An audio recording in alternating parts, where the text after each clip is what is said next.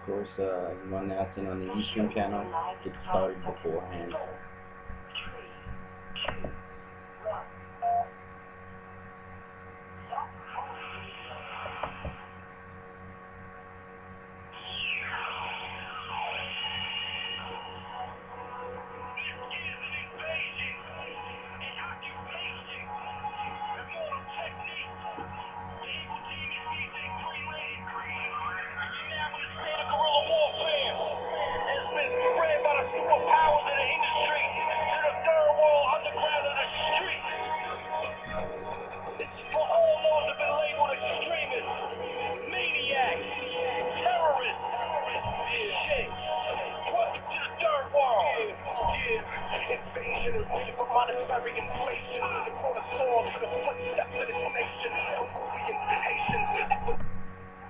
And good morning, ladies and gentlemen. Welcome to Info Casualties.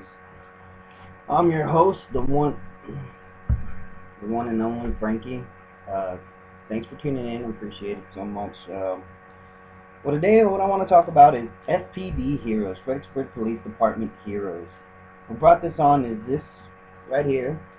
This little insert. The reason why I'm saying this right here is because you don't know, in case people that don't know that's listening on Block Talk Radio, you can also see us live on Ustream at Info Casualties at Ustream.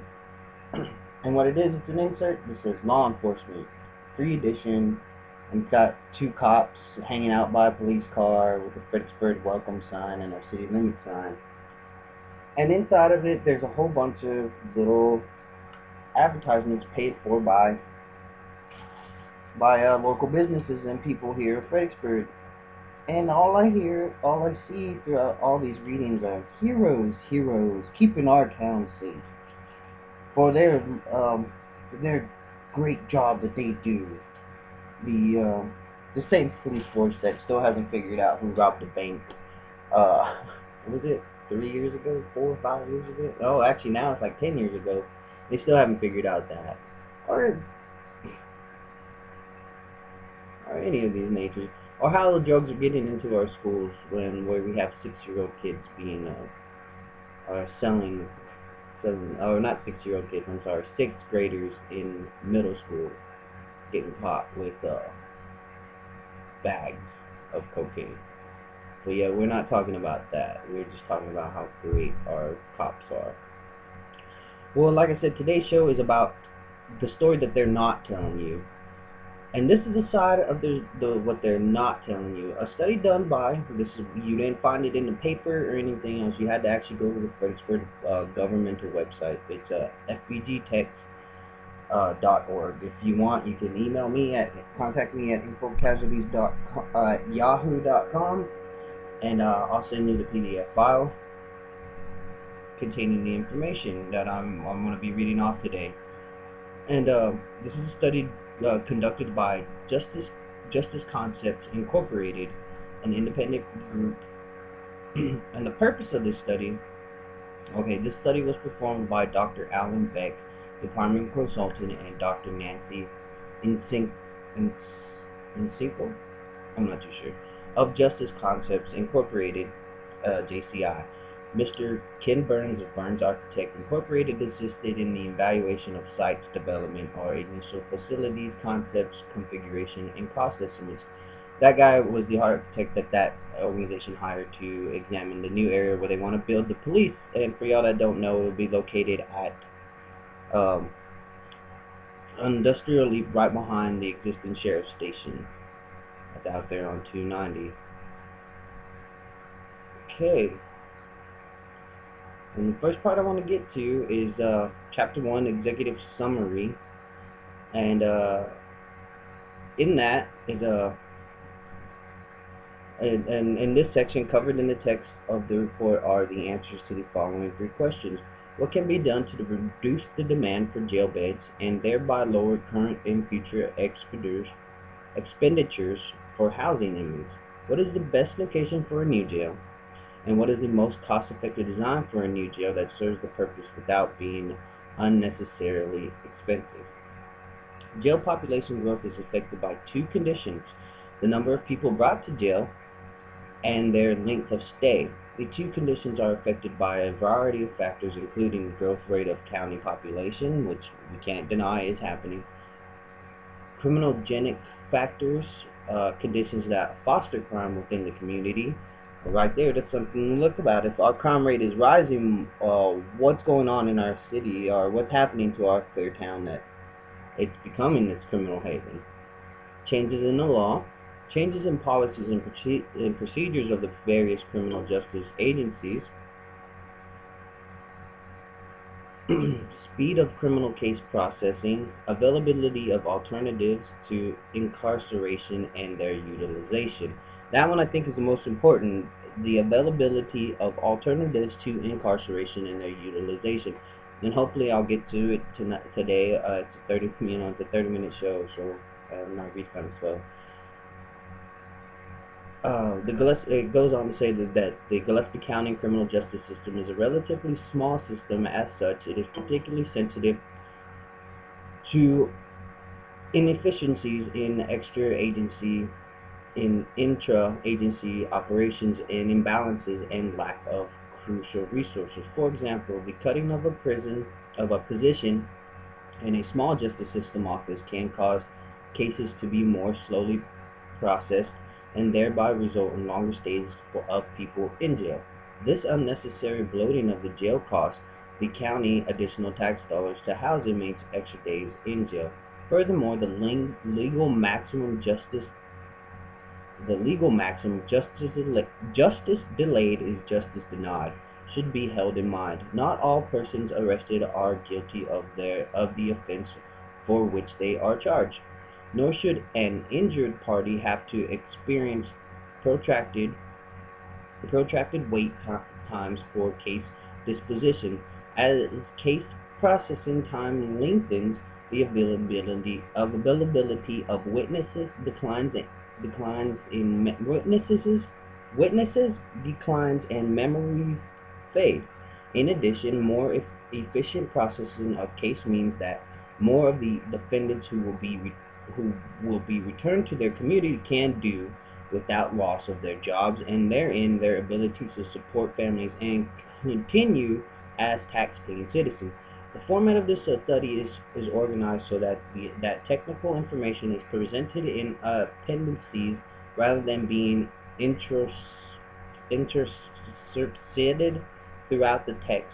Findings of the technical analysis will be used in framing various recommendations and discussed in the main body of the report, chapters 2 and 3. Experience indicates that putting the technical information independent. Okay, this is all just blah blah blah blah blah.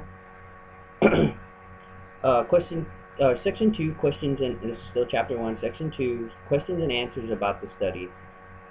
In projects of this type, certain questions and issues arise repeatedly. For purpose of brevity and information summary, various issues and findings of the study are presented in the following question and answer format.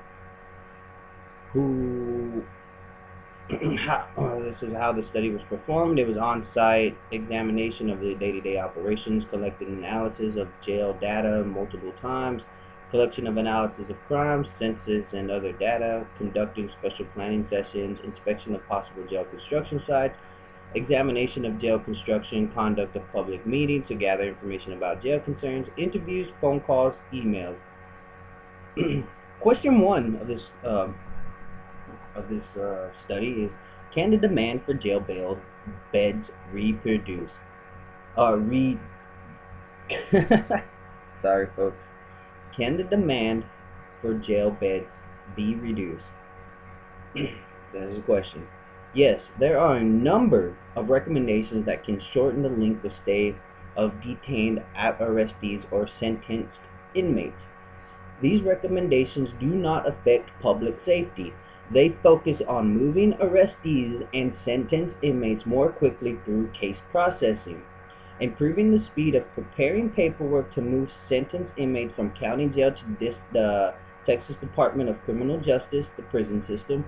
This is an internal process within county agencies, improving the condition of magistrate sessions. Suggestions are presented for improving coverage of by the Justice of Peace (JPs). This does not imply that JPs are lax in their performance. It doesn't imply that they are lax in their performance, as they seem competent and apparent in ways comparable in other small counties. Pretty much we operate just like any other small town as far as our jail is concerned, is what they're saying. Improving the bond schedule used by JPs, providing adequate public defender resources, providing adequate attorney staffing in the county attorney's office. This is a workload issue that could affect the ability to process cases. Okay, folks, and like I said, that right there were 5 points that said nothing yet about people that are sentenced to jail. All those 5 points that I just read you, and I'm still there's actually a 6-point recommendation. Let me cover it real quick. A sixth recommendation: establishment of a criminal justice coordinating committee. This I don't agree with too much. Would establish an ongoing forum that can address other issues that occasionally arise or that could not be sustained during the course of the study. One of the issues of that is that this body should address is that of okay, no. Yeah. One of these issues that this body should address uh, is that of intervening into the recidivism cycle of alcohol-involved offenders. That effort will likely require an extended collaboration study by the CJCC, and that's the Criminal Justice Coordinating Committee that they say we should establish, and that Justice Concepts Incorporated recommend us to try out. But right there, we're a heavily drinking town, and so yeah, a lot of our arrests have to do with alcohol-related incidents. And for this study to go ahead and point out that it goes from one of them, what we all think is probably the major issue is that this is a lack of people doing their job. It's a lack of in-house. I mean, I'm not, I'm not assuming. I'm reading it, and it's stating here that the majority of these problems are in-house. This is an internal process within county agencies. This is something these are all recommendations thus far that are stating about how it's a paperwork issue. That's why we're having so much bloatedness in our jails, along with the recidivism cycle of alcohol-involved offenders. I don't know if some of y'all remember back in the day when you'd get arrested for public intoxication. You go to jail and you sleep it off, and once you woke up, you could pass a little sobriety test. You were given a citation, told a court date, and you went home. There was no bond called, and most of the times you didn't stay more than 12 hours. You stayed there 8 hours. But now we have it where some people are in jail up to 2 days, a day and a half, waiting to be bailed out, waiting to be magistrated. Okay, let's see. Were any operational issues identified that should be addressed? During the study of transportation costs, the consultants found that transportation staffing and procedures should be improved. This is an issue involving safety of the public, transport staff, and prisoners. Although no major accidents or incidents involving inmate transportation have occurred to date, that does not guarantee that such could not occur. See Recommendation 5.1 in Chapter 2. What were the findings of the analyses in the appendices? Appendix A, booking study. An analysis of the flow of arrestees. There were 8 different analyses in this appendix. The findings include: 1. The highest number, remember this number, the highest number booked in a day was 7 people. 7. 7 people, and they want to build a 96-man prison. But we have 7 people booked, or the highest number is 7 people booked in a day. 52% had been booked into jail before. Approximately 41% of the arrestees were intoxicated, with alcohol being the most prevalent drug at 30%. That means 11% of them were, common pharmaceuticals, known in this town, that or some form of methamphetamine. The most frequent types of offenses were public intoxication and DWI. 50%, that's half, were booked and released the same day, and another 26 were released on the second day. Implications of seizing a booking for sizing a booking error indicate that a new jail constructed to accommodate long-range needs should be sized for at least 11 persons. Because anyone who's booked in jail knows that here at our jail, they can only really do it one at a time, and they're pretty slow. Again, it's a procedure issue. Analysis of Appendix B, analysis of standing population. A snapshot, and I'm pretty sure when the term a snapshot is used, it's saying at any given moment. Okay, you can just walk into the jail and figure this out. A snapshot of inmates on a particular day is what this analysis on Appendix B is, Chapter 1. Number 1, 11 of the 29 inmates in the jail on the day of the analysis were detained on probation or parole revocation proceedings. 5 were state probationers, who tend to be held up to about 50 days. 4 were parole violators, blue orange, who tend to be held for protracted periods. Number 2, 6 were being held for immigration and customs enforcement, ICE. One had been held for over 3 months. So one of those 6 people that these illegals had been there already. We have been in jail for already over 3 months.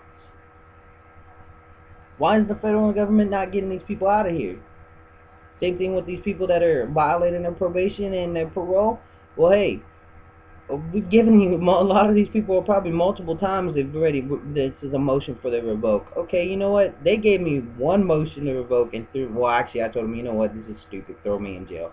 So these people need to just take this option of okay, all right, okay, we'll give you another shot and let you try it again. Take that off of the table. Don't allow them to do that. And tell them, okay, you know what? This is the 5th time we've done this for you, man.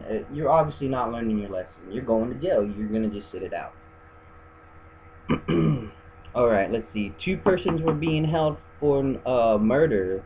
The murder wasn't committed was committed in another county, but the body was disposed in Gillespie County. Murder trials are typically lengthy. So, I mean, we're holding them because, honestly, I guess we would be holding them not for murder. We would be holding them for, it's a felony for the improper disposal of a deceased body. 19 of the 28 inmates had been booked previously on different arrests. Only 3 of the 28 had been management problems in jail. So that means 3 of the 28 were smartasses and made the jailers have to do work. 5 people were being held on relatively low bail, $20,000 or less. A 10% bond would cost the individual $2,000. One of the 5 had only $1,000 bond, which he could not make. So maybe our bonds are being set too high. Maybe we should re-examine the laws that we're enforcing these victimless crimes, like public intoxication, possession of marijuana. Number 7. 6 of the 28 inmates had either a current or serious mental health problem or history of one. Number 8. Substance abuse is a pervasive problem.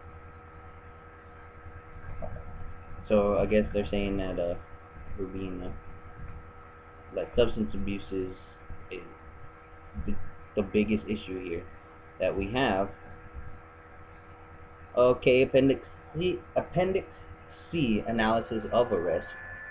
The types and number of arrests over an 11-year period is what this study covered. So, number one, serious crimes of violence are relatively infrequent. Gillespie is a peaceful community. There have been no arrests for murders committed in Gillespie County in the last 11 years.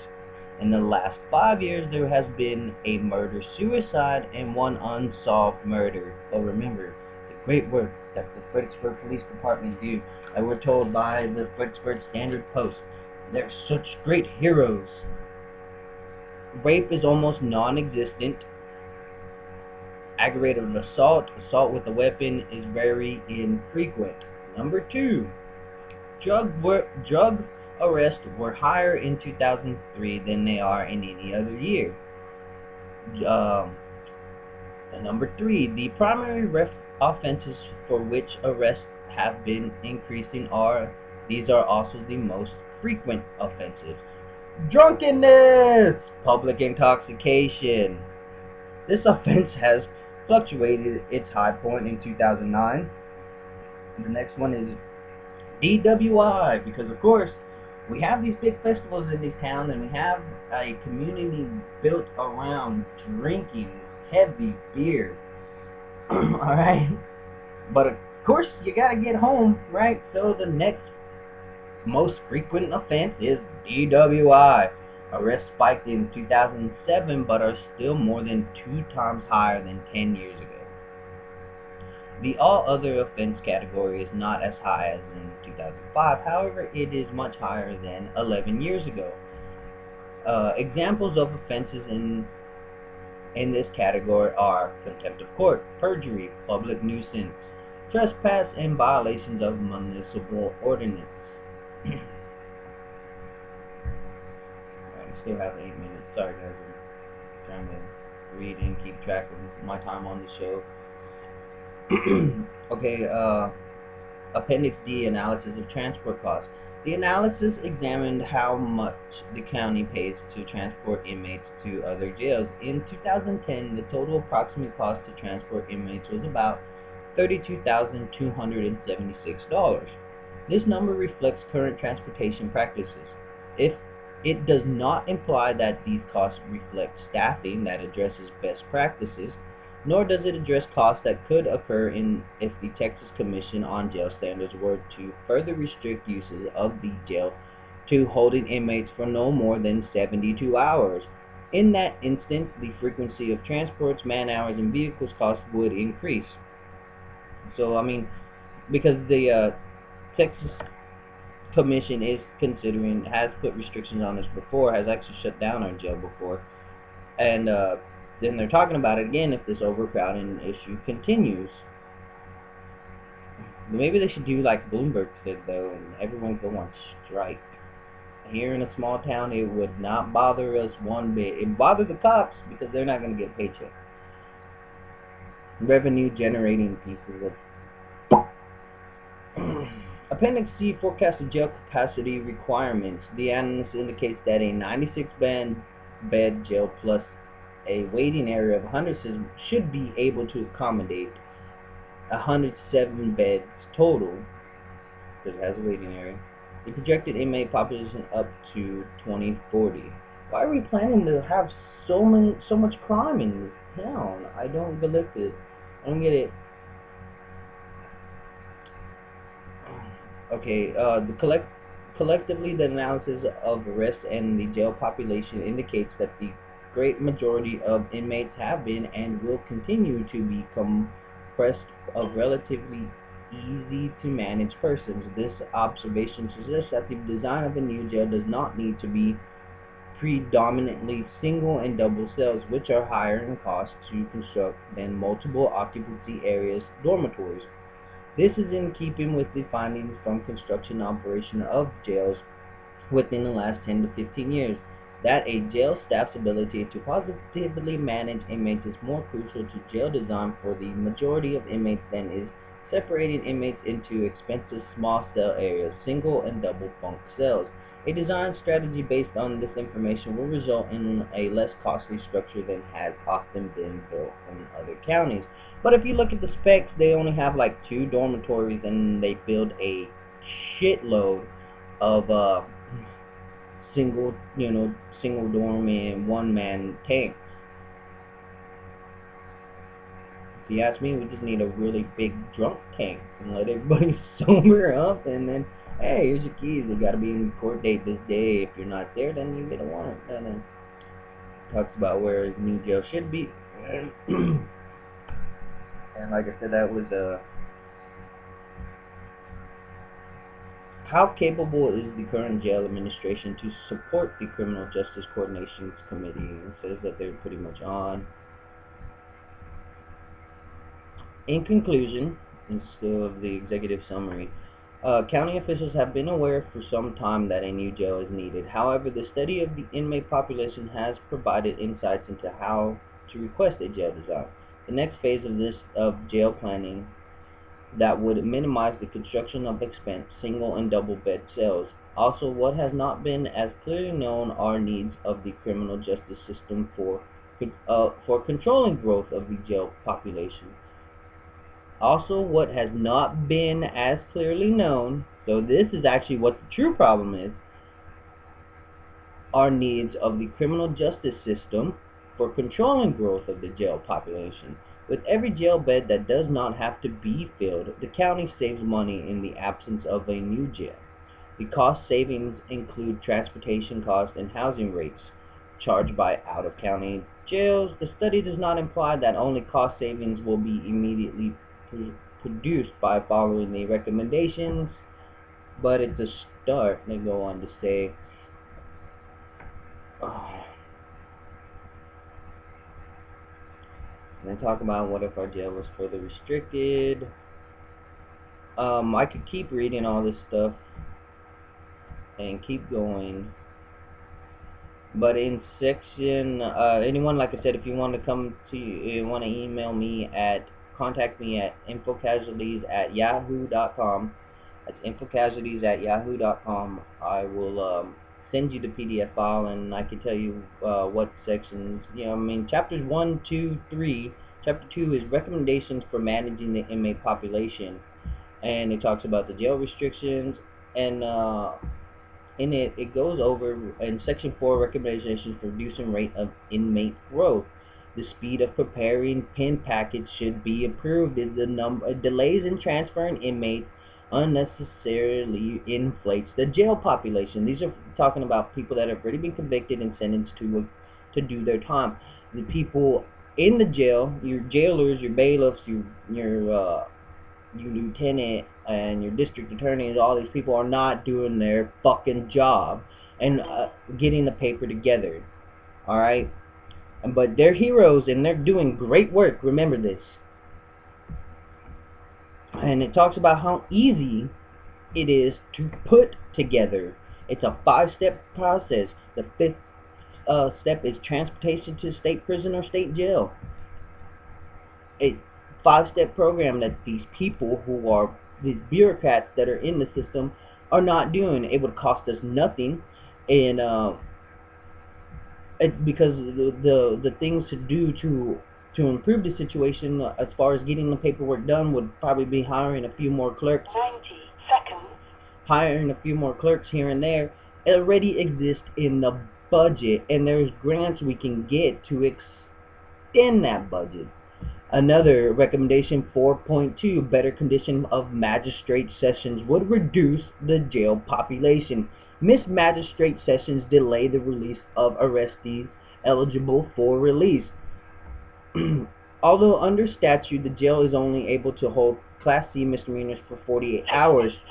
Missing a day means that a person who might have been released the first day will stay the second day. Generally, magistrates' cover is good, except on the average of about 1 day a week. So yeah, 1 day a week they miss a session. You know what, people? Hey, thanks for listening. I appreciate y'all. Remember, infocasualties@yahoo.com, and I'll send you the PDF file, and you can read what the paper's not telling you. Y'all have a great morning, and God bless.